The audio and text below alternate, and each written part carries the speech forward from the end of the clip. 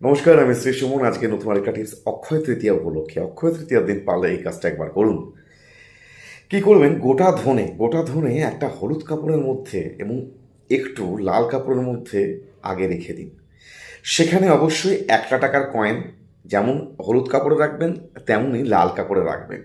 এই দুটো কাপড় মানে একটা হলুদ কাপড় এবং একটা লাল কাপড়ে রাখা গোটা ধনে এবং তার সঙ্গে 1 টাকার কয়েন অতি অবশ্যই লক্ষ্মী গণেশকে দিন।